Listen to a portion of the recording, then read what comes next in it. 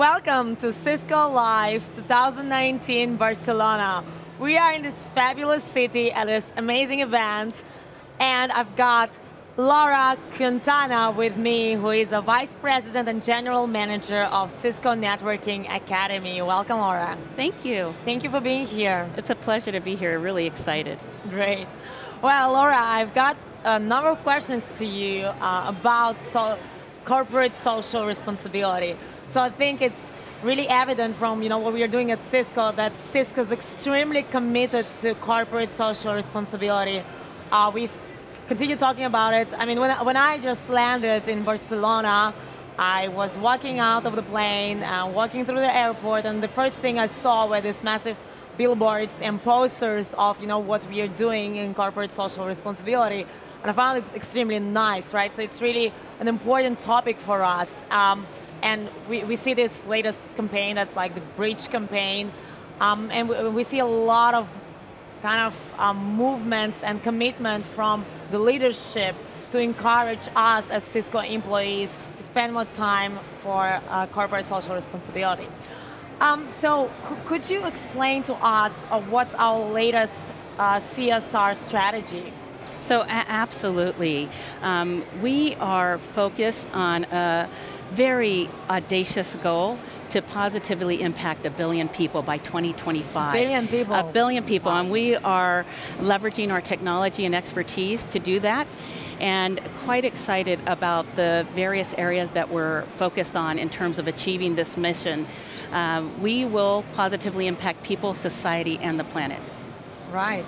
Thank you. Wow, 1 billion people, that sounds like a lot of impact.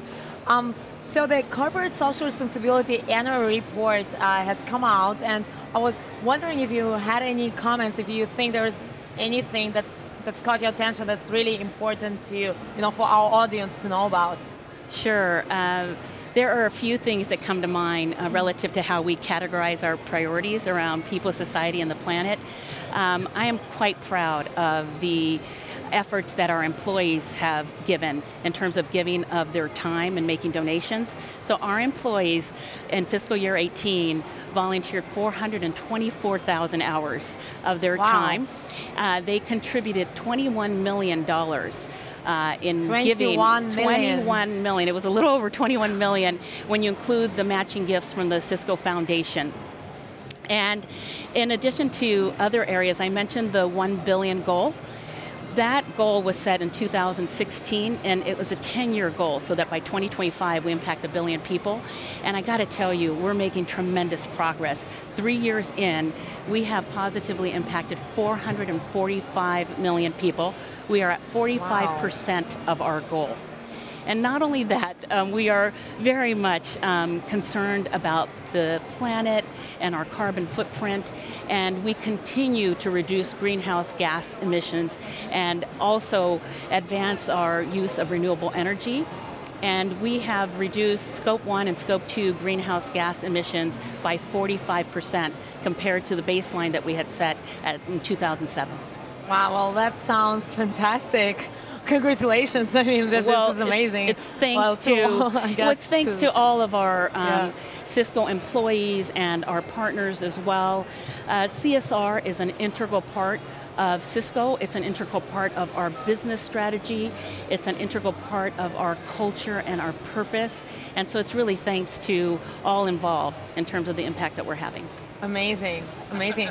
So when you say that our goal is to impact 1 billion people, what could be an example of someone, what are the specific examples of people going out there, and what do they do? Like, how do they impact others? Great question. So let me share 2 examples that I'm quite proud of. One is a nonprofit that we partner with called Living Goods that does work in Uganda and in Kenya. And as many people may know, there are millions of children that die every year, given that they have lack of access to healthcare products. And Living Goods has created a network of community health promoters to sell products such as mosquito nets, clean cook stoves, medicines, and fortified foods to communities in need. And in Uganda and in Kenya, we partner with them and in terms of a social investment an early stage technology that they're using in an innovative way. In fact, they've built a mobile platform, given grants that we've given to them, so that they can reach more people, they can optimize their operations, and as a result, last year alone, they benefited 6 million people.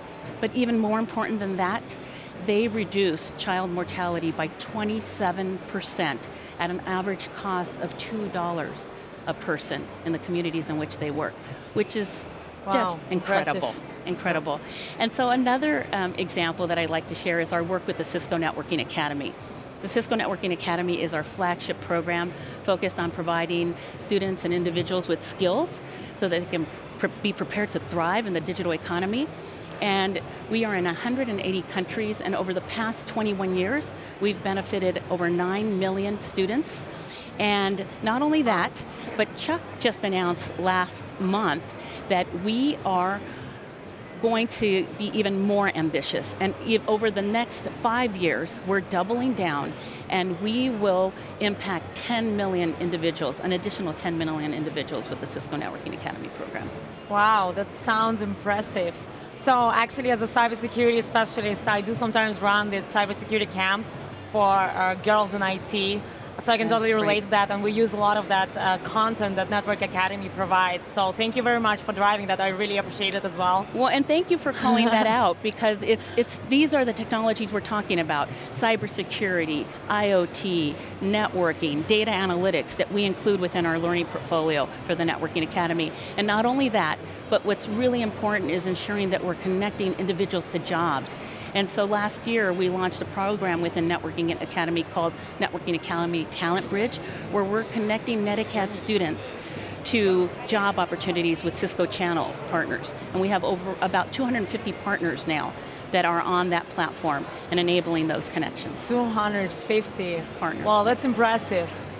Well, thank you so much for being here. I really appreciate it. I think CSR is really kind of in the heart of all of us here at Cisco.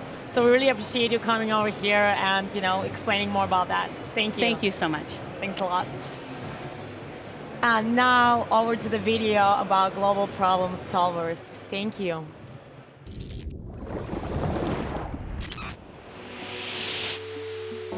I'm here at Cisco Live Barcelona in 2019, and we're in the playground in the CSR area. And I'm thrilled to be joined by Emma Reed. Hi Emma, how are you? Hi, I'm good. How are you? I'm good, thank you.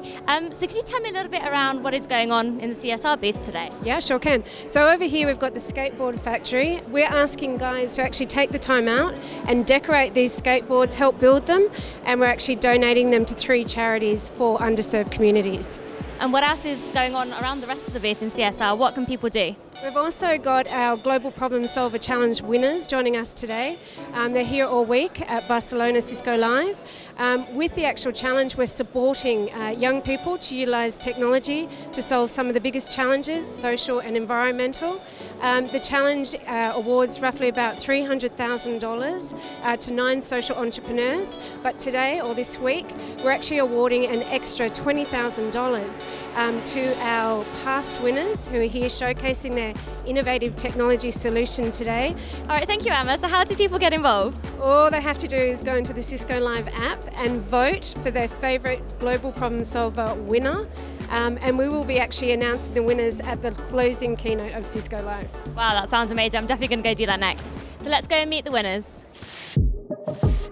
I'm here with Lynn Cheng, who is one of the winners of the Global Problem Solvers Challenge in 2017. So hi Lynn, how are you doing? Hi, I'm doing well. Good. So could you tell us a little bit around, what is the challenge, what's your solution, and what's your idea? So the Cisco Global Problem Challengers was a competition. I believe this is the 3rd year that Cisco has been doing it. And it's to help small startups really gain the mentoring and the platform needed to get our voices heard. So what was your idea?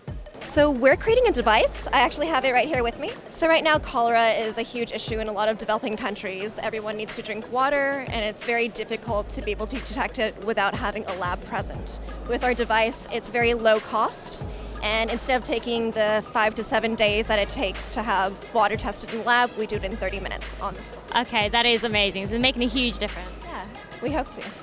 Okay, so we have a lot of engineers here at Cisco Live and a lot of engineers that are going to be watching this. So could you tell us a little bit more around the technology and how that works? So I'm afraid I can't share too much. It's proprietary and we're undergoing 2 pending patents at the moment. But a very quick overview would be there is a DIY heating unit and a microscope that's built in. So we're using existing smartphone technology. The beauty of a smartphone, it has the ability to GPS tag where your location is. So if there is an outbreak, we can alert authorities immediately. Right, so here at Cisco Live, attendees are going to be voting for which ones that they would like to win, and the winners can be announced at the keynote at the end of the week. So the cash prize is $20,000. What would you do with the $20,000 to help grow your business? There's so much that we want to do. So one thing that's really important to us is to make sure we're not just inventing something that's going to be discarded into a pile and waste of resources. So we're going into places like Haiti, Kenya, and Somalia to make sure that the community understands how to use it, it's intuitive, and whether you speak English or not, you can use something like this. So we're testing the device. We're also getting ready, and this is really exciting to share, our second product coming up in about 2 years will be an HIV point-of-care diagnostic device. Okay, so you're obviously very talented in this space. So what was it that inspired you to start your own business as opposed to, working in the industry? Well, my co-founder is a PhD in BME, and she's very passionate about this. And she realized nothing exists on the market that is at a cost that communities can afford. My background is in consumer technology, so we found each other on a website called AngelList, if you're familiar, and combined both our talents and our passions, and we're both very mission-driven individuals. And that's definitely coming across. So final question is, how will this make an impact on people's lives? The reason we chose to start with cholera is it's a waterborne pathogen. It's very easy to cure, very affordable to cure, but very hard to detect and very quickly spread. So if we could detect it in the water before it spreads, we can prevent a lot of lives lost and millions of dollars lost in productivity. Thank you so much, Lynn, and wishing you all the best. Okay, so we're here at Cisco Live Barcelona 2019, and we're here in the CSR booth. And I'm joined by Ugwem. Hi Ugwem, how are you? I'm well, how are you? Yeah, I'm good, thank you. So could you tell us a little bit around the Global Problem Solvers Challenge and what it is and why you got involved? Sure. So the Global Problem Solvers Challenge, it's a tongue twister, was a program that was really designed to help highlight startups and organizations that are really trying to solve some of the world's toughest and biggest challenges. We learned about Cisco through one of our investors who also works with Cisco, applied to the program, and were selected as one of the winners.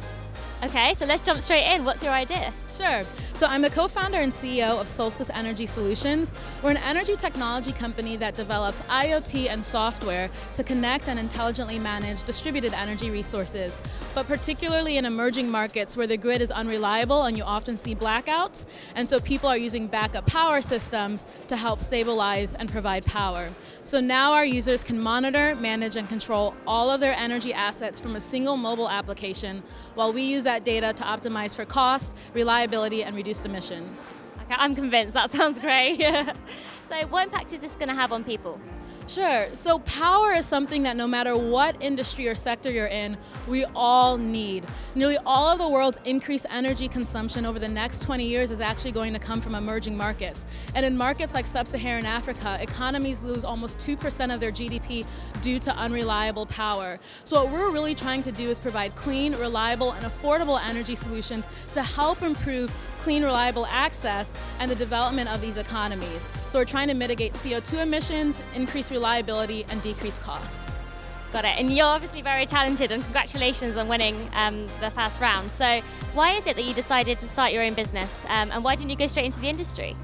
Sure. So Solstice is actually a byproduct of my co-founder and I's research. So we are both graduate engineering students at Stanford, and we're really excited about using technology, engineering, and innovation to solve and address some of the energy challenges and design what we think the future of energy should look like. We got so passionate about it, realized we were really onto something, and decided we can take this outside of the lab and really solve some real-world challenges. And that's actually the origin of Solstice. I love that. So here at Cisco Live, attendees are going to be voting for where they think the $20,000 prize should go to for you to invest into your business. So what would you do with the $20,000? Sure. So part of our technology is actually a hardware hub that goes through a lot of prototyping and testing. We've actually finished the design. We have units deployed, but have to go through our final IEC safety certification testing, which is quite capital intensive. By doing this, we'll be able to release our first batch of units to about 1,000 sites in Nigeria that over 2019 will deliver over 100 kilowatts of distributed solar, 10 megawatts of distributed energy assets managed by our technology, and a little over 100 metric tons of CO2 mitigated. So this $20,000 will really catapult us and get us into the market and making the impact we hope to see. Great, and thank you so much for joining me. Your passion's definitely shining through. So if you'd like to vote, you can either go to the Cisco Live app or you can come down to the CSR booth and register your vote there.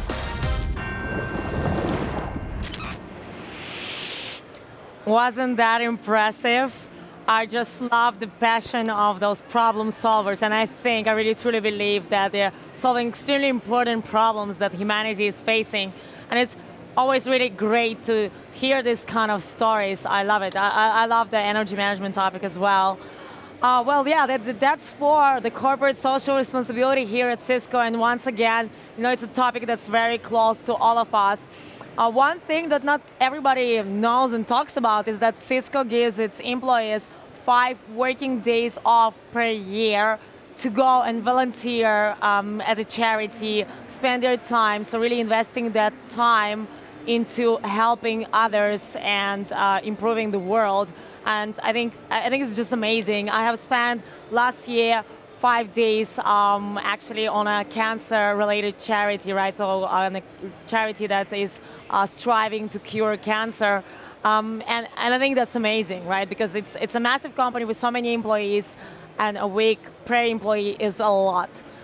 So well, thank you, Cisco, for that. And now, well, please do follow us, #CLEUR.